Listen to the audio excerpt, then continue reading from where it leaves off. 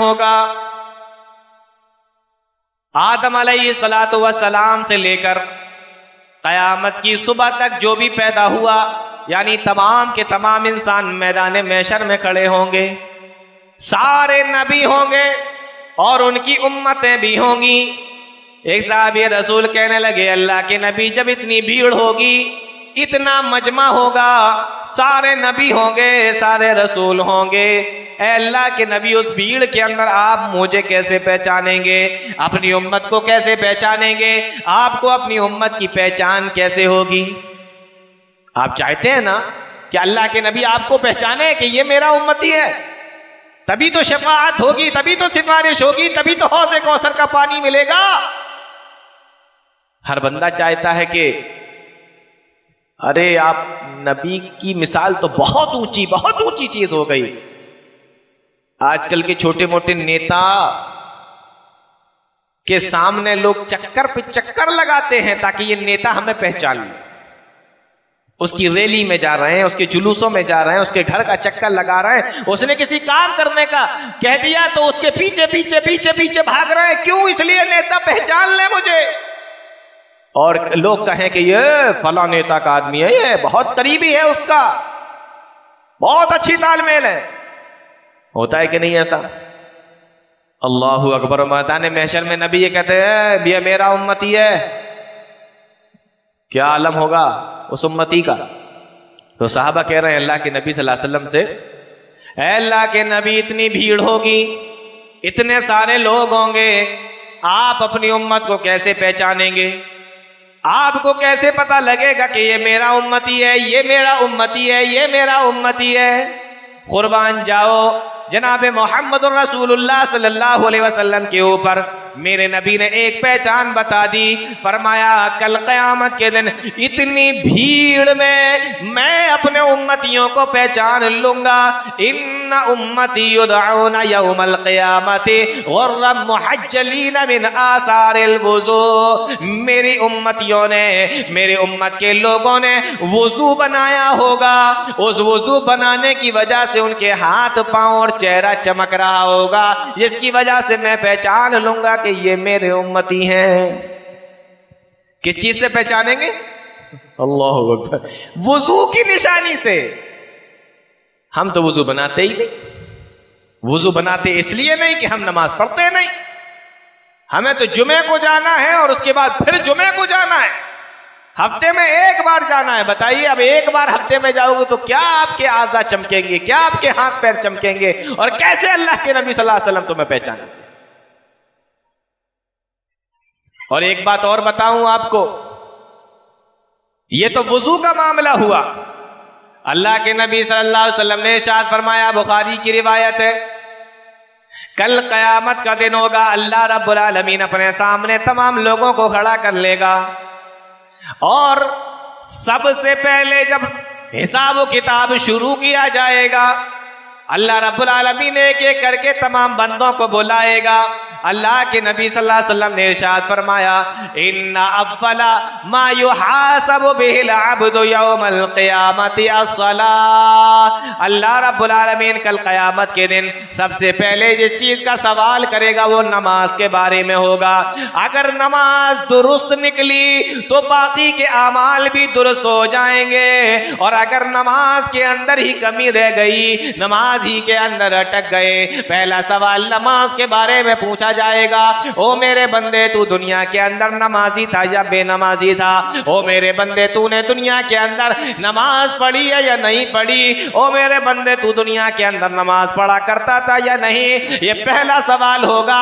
अगर नमाज दुरुस्त निकल आई, अल्लाह के नबी सल्लल्लाहु अलैहि वसल्लम इरशाद फरमाते हैं, सारे अमाल को अल्लाह दुरुस्त कर देगा, और अगर नमाज में अटक गए तो सारे अमाल के अंदर अटकते चले जाएंगे, सारे अमाल बर्बाद हो जाए।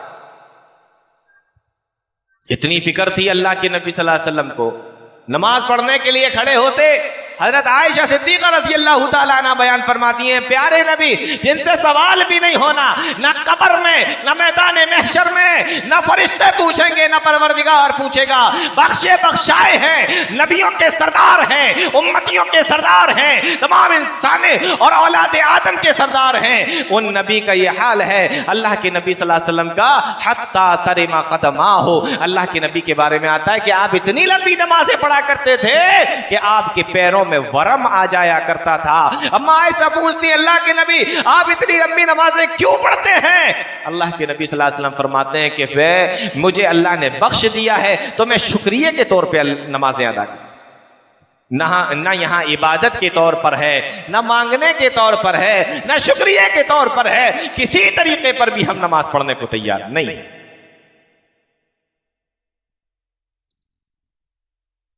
एक जगह अल्लाह के नबी सल्लल्लाहु अलैहि वसल्लम अपने सहाबा के साथ में गए,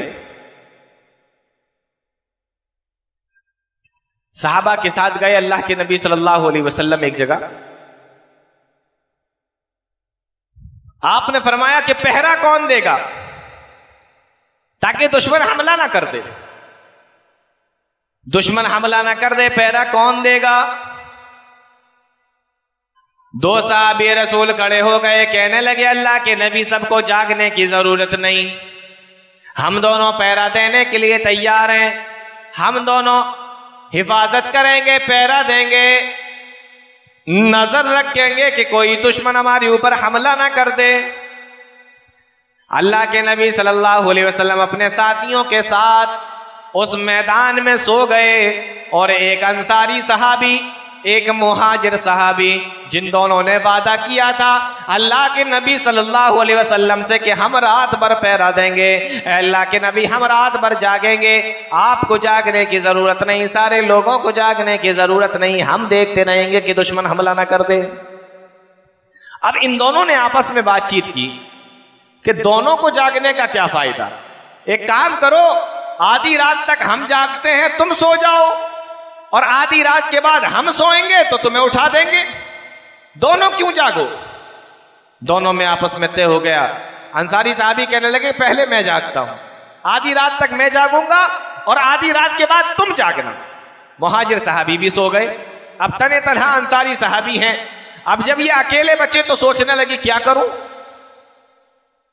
अभी हमारा तुम्हारा जमाना तो मोबाइल का और इंटरनेट का है, यहाँ तो आदमी को जरा सा मौका मिलता है तो वो फौरन सोचता है कि लाओ मैं नेट चला लूं, लाओ मैं दोस्तों के व्हाट्सएप पर मैसेज पढ़ लूं, लाओ जरा फेसबुक पर देख लूं क्या क्या चल रहा है। वो सहाबी रसूल थे, जैसे ही मौका मिला कहने लगे लाओ मैं नमाज पढ़ने के लिए खड़ा हो जाता हूं, अल्लाह अकबर। जैसे ही मौका मिला कहते लाओ मैं नमाज पढ़ लेता हूं। हमारे दिल में कभी ख्याल नहीं आता कि लाओ मैं कुरान पढ़ लेता हूं, लाओ मैं 2 रकात नमाज अदा कर लेता हूं, लाओ मैं फलां दुआ याद कर लेता हूं, आज मौका मिला है मुझे। हमारे दिल में नहीं ख्याल आता।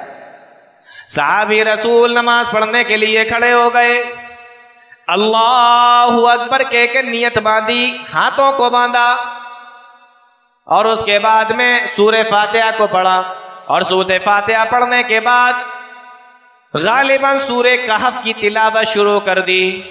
अब ये सूरे कहफ पढ़ते जा रहे हैं, इधर दुश्मन आया और उसने देखा कि मुसलमान जाग रहे हैं या सो रहे हैं। उसने जब चारों तरफ देखा तो उसे ये मालूम हुआ कि ये सारे के सारे तो सो रहे हैं, लेकिन एक आदमी जाग रहा है। सोचने लगा कि इस आदमी को अगर मार दिया जाए तो फिर नबी के ऊपर और मुसलमानों के ऊपर अच्छे तरीके से हमला कर सकते हैं और उनको सोते में उनके ऊपर चढ़ाई कर सकते हैं। इधर ये नमाज पढ़ रहे हैं और उधर उसने तीर निकाला और अपने कमान पे उस तीर को चढ़ाया और एक निशाना लगाया। ये नमाज पढ़ रहे हैं, हाथों को बांधे हुए हैं, क़याम की हालत में तीर सनसनाता हुआ उड़ता हुआ आता है और सीधे आके इनकी कमर में पेबस्त हो जाता है। पहला तीर इनके जब बदन पे लगा, सोचने लगे ऐ अल्लाह ये तीर मेरे आके लगा है, जिस्म से खून भी बह रहा है, अब मैं नमाज को ख़त्म कर दूं या मैं अपनी नमाज को मुकम्मल कर लूं। अभी ये सोच रहे हैं, कुरान की तिलावत भी नमाज के अंदर करते जा रहे हैं। दुश्मन ने देखा कि एक तीर से तो ये मुसलमान न गिरा, एक तीर से तो ये न मरा, एक तीर से तो ये न गिरा।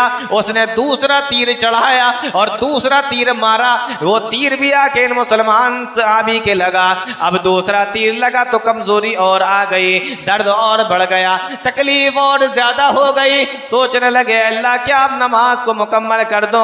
फिर कहा कि नहीं नहीं, नमाज को मैं मुकम्मल तो करूंगा ही, साथ में सूरा को भी खत्म कर लूं, जिस सूरा को मैंने शुरू किया है। दुश्मन ने देखा कि ये तो 2 से भी नहीं गिर रहा है। तीसरा तीर मारा, ये तीर भी आके पीठ में आकर पेवस्त हो गया। खून की धारा बह रही है, तकलीफ भी हो रही है। अब सोचने लगे कि कमजोरी भी होती चली जा रही है, चक्कर भी आ रहे हैं। अगर मैंने नमाज को अपने जल्दी से मुकम्मल न किया तो कहीं ऐसा ना हो कि नमाज मुकम्मल करने से पहले मैं बेहोश होके गिर जाऊं और ये मेरा ये साथी भी सो रहा है और सारे मुसलमान सो रहे हैं, तो कहीं ऐसा ना हो कि दुश्मन हमारे ऊपर हमला कर दे।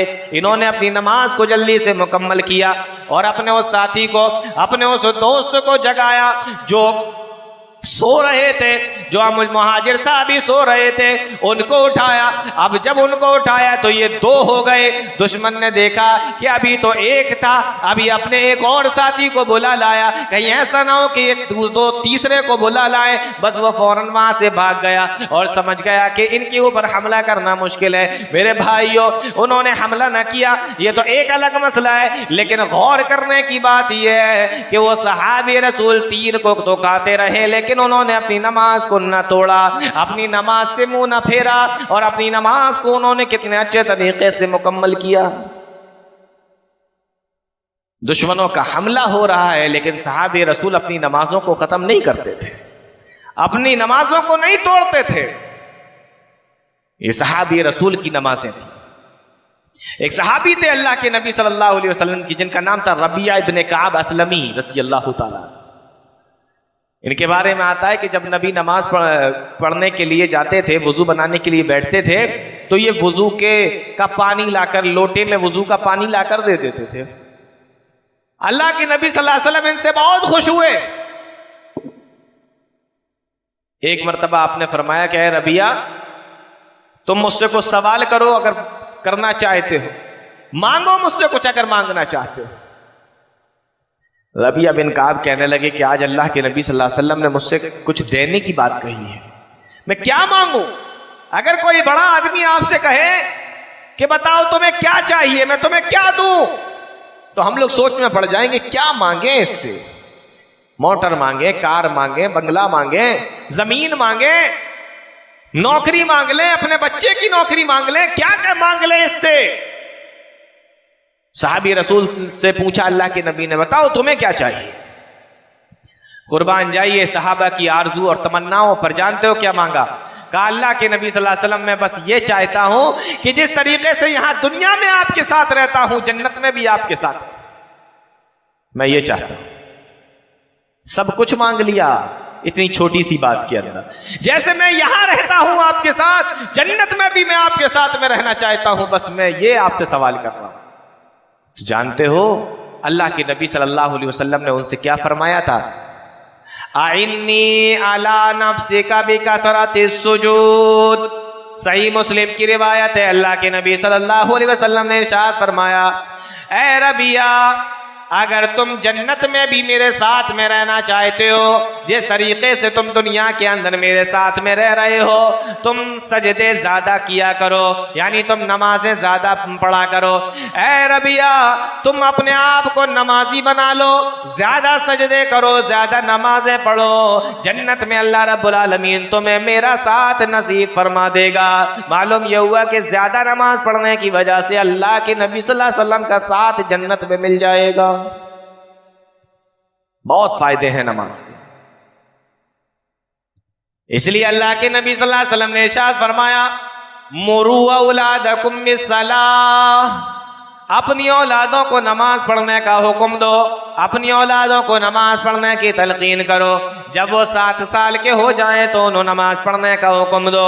वज़रिबूहुम अलैहा, और उनको मारो। कब? जब वो 10 साल के हो जाएं और नमाज पढ़ने के लिए ना जाएं। आज हमारे घर में बच्चों की मार लगती है, पढ़ने नहीं जाते तो मार लग रही है, काम के लिए नहीं सुनते तो मार लग रही है, ज्यादा खेल रहे हैं तो भी मार लग रही है, शरारत कर रहे हैं तब भी मार लग रही है। इन तमाम चीजों पे तो मार लगती है और माँ बाप उनको अपने बच्चों को मार देते हैं। लेकिन ऐसे माँ बाप कितने हैं जिन्होंने नमाज के लिए अपने बच्चों को मारा हो, जिन्होंने नमाज के लिए अपने बच्चों को तलकीन की हो। अल्लाह के नबी सल्लल्लाहु अलैहि वसल्लम ने फरमाया, जब 7 साल के बच्चे हो जाएं तो नमाज पढ़ने का हुक्म दिया करो, और जब 10 साल के हो जाएं और नमाज पढ़ने के लिए ना जाएं तो मार मार के उनको नमाज पढ़ाया करो। कितने माँ बाप ऐसे हैं बताइए जिन्होंने ये काम किया हो, अपने बच्चों से कहा हो कि नमाज पढ़ने के लिए जाओ। बेटा अगर सिगरेट ला के नहीं देता तो बाप खफा हो जाता है, लेकिन बेटा नमाज पढ़ने नहीं जाता, बाप को फिक्र तक नहीं। मुसलमानों, औलाद के बारे में भी तुमसे सवाल होगा, बीवी बच्चों के बारे में भी तुमसे सवाल होगा कि ये बेनमाजी कैसे रह गए। तुमने नमाज पढ़ी तो ये बेनमाजी कैसे? अकेले नमाज पढ़ के तुम भी नहीं बस सकते, अपने घर वालों को भी नमाज पढ़ने का हो। और आपको बताऊं, एक हदीस देखिए, बुखारी शरीफ की रिवायत है। अल्लाह के नबी जनाब मोहम्मद रसूलुल्लाह सल्लल्लाहु अलैहि वसल्लम ने इरशाद फरमाया, यताक़बून फ़ीकुम मलाइकतुम बिल्लैल व मलाइकतुम बिन्नहार। अल्लाह रब्बुल आलमीन की जानिब से कुछ फरिश्ते नाजिल होते हैं और ये फरिश्ते मस्जिदों के अंदर आते हैं। जो फरिश्ते फजर के वक्त में मस्जिद में आते हैं उनकी ड्यूटी फजर से लेके असर तक चलती है, और जो फरिश्ते जब असर की नमाज का वक्त हो जाता है तो इनकी ड्यूटी खत्म हो जाती है। फिर दूसरे फरिश्ते आ जाते हैं और वो असर से लेके फजर तक मस्जिद के अंदर रहते हैं। तो फरिश्तों की 2 ड्यूटियां लगती हैं, फजर से लेकर असर तक अलग फरिश्ते और असर से लेकर फिर फजर तक ये अलग फरिश्ते। जब ये अपनी अपनी ड्यूटियां करके अल्लाह रब्बुल आलमीन के पास में जाते हैं, फयसअलुहुम रब्बुहुम व हुवा अअलमु बिहिम। अल्लाह के नबी सल्लल्लाहु अलैहि वसल्लम इरशाद फरमाते हैं, अल्लाह को तो सब कुछ मालूम है, उसके बावजूद भी अल्लाह रब्बुल आलमीन अपने फरिश्तों से सवाल करता है, ऐ मेरे फरिश्तों, कैफ तरकतुम इबादी, तुमने मेरे बंदों को कैसे छोड़ा? यानी जब तुम दुनिया से आए तो मेरे बंदों को किस हाल में छोड़ के आए? अब वो फरिश्ते जिन आदमियों को फजर में भी नमाज के वक्त में देखा और असर के अंदर भी नमाज में देखा, तो अल्लाह के नबी सल्लल्लाहु अलैहि वसल्लम इरशाद फरमाते हैं, वो फरिश्ते अल्लाह से कहते हैं, ऐ मेरे परवरदिगार, जब हम गए थे तब भी वो मस्जिद के अंदर थे और जब हम आए तब भी वो मस्जिद के अंदर थे। ऐ अल्लाह, जब हम गए तब भी वो नमाज पढ़ रहे थे और जब वहां से आए तब भी वो नमाज पढ़ रहे थे। ये अल्लाह के पास में कौन गवाही दे रहा है? कौन बता रहा है? फरिश्ते बता रहे हैं।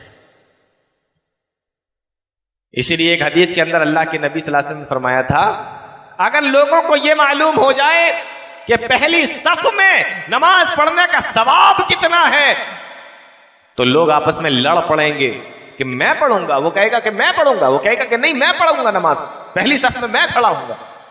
अल्लाह के नबी सल्लल्लाहु अलैहि वसल्लम फरमाते हैं, सुम्मा लम यजिदु इल्ला अन यस्तहीमु अलैहि लस्तहमू।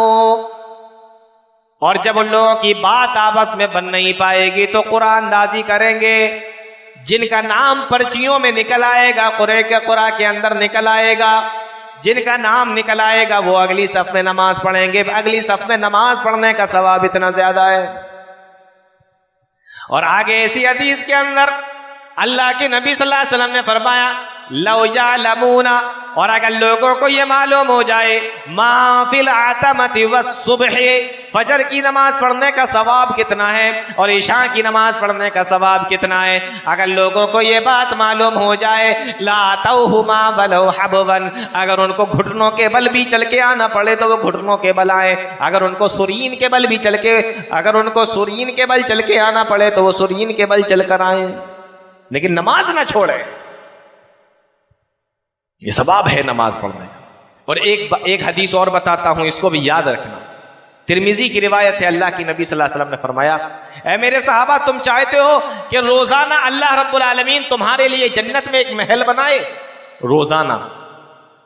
रोजाना एक महल तुम्हारे लिए जन्नत में बनाए, तुम चाहते हो? सहाबा कहने लगे, अल्लाह के नबी, हम क्यों नहीं चाहते, हम तो चाहते हैं कि जन्नत के अंदर अल्लाह रब्बुल आलमीन हमारे लिए महलों को तामील कर दे। आज हमारी भी तो ख्वाहिश होती है ना, एक मकान खरीद लिया तो दूसरा खरीद लूं, 1 बीघा जमीन खरीद ली तो 2 बीघा कर लूं, 1 एकड़ ले ली तो दूसरी, 1 दुकान ले ली तो दूसरी, 1 गाड़ी ले ली तो दूसरी, 1 बाग खरीद लिया तो दूसरा बाग ले लूं। हमारी भी तो ख्वाहिश होती है, बढ़ता चला जाए, बढ़ता चला जाए, जितना ज्यादा हो सके उतना ज्यादा हो जाए।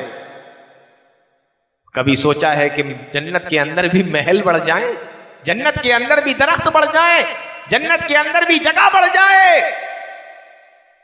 ये सहाबा की सोच थी। कहने लगे, अल्लाह के नबी क्यों नहीं चाहते, हम तो चाहते हैं। अल्लाह के नबी सल्लल्लाहु अलैहि वसल्लम ने इरशाद फरमाया, मन सल्ला सिंतई अशरा रकातन, जिस आदमी ने एक दिन में 12 रकात नमाज पढ़ी, बुनिया लहू बैतुन फिल जन्ना, अल्लाह रब्बुल आलमीन जन्नत में उसके लिए एक महल बना देता है। अब अगर आप जोड़ें तो फर्ज नमाजें फजर की 2, जोहर की 4, असर की 4, मगरिब की 3 और इशा की 4, अगर ये फर्ज नमाजों को जोड़ लेते हैं तो ये तो 17 बनती हैं। लेकिन अल्लाह के नबी सल्लल्लाहु अलैहि वसल्लम तो 12 ही रकात नमाज बता रहे हैं। अब ये 12 रकात कौन सी हैं? इसी हदीस के अंदर अल्लाह के नबी सल्लल्लाहु अलैहि वसल्लम ने फरमाया, अरबान क़ब्ल ज़ुहरी व रकातैन बादहा, 4 रकात नमाज जोहर से पहले और 2 रकात नमाज जोहर के बाद, यानी 4 सुन्नतें पहले और 2 सुन्नतें बाद में। और फरमाया व रकातैन बादल मगरिब, और 2 रकात नमाज मगरिब के बाद, व रकातैन बादल इशा, और 2 रकात नमाज इशा के बाद, व रकातैन क़ब्ल अल फज्र, और 2 रकात नमाज फजर की नमाज से पहले। मालूम यह हुआ, अगर किसी आदमी ने इन 12 सुन्नतों को पढ़ लिया, फर्ज की बात नहीं हो रही है, सिर्फ सुन्नतों की बात चल रही है, अगर आप 12 रकात सुन्नतों को दिन भर में पढ़ लेते हैं, बुनिया लहू बैतुन फिल जन्ना, अल्लाह जन्नत में तुम्हारे लिए एक महल बना देगा, सिर्फ सुन्नत पढ़ने से। और अगर फर्ज पढ़ेंगे तो क्या क्या मिलेगा, ये तो आप समझ सकते हैं, अल्लाह ही बेहतर जान सकता है इसको कि क्या क्या मिलेगा। और मैं आपको एक चीज और बता दूं, चलते चलते मैं बात को अपनी समेटता हूं, क्योंकि अभी मुझे यहां से जाना भी है, मेरी गाड़ी का भी टाइम हो रहा है। हाफिज इब्न कसीर रहमतुल्लाह अलैह ने अपनी किताब तफसीर इब्न कसीर के अंदर एक वाकया नकल किया है। एक आदमी था, बड़ा गरीब आदमी था, सवारी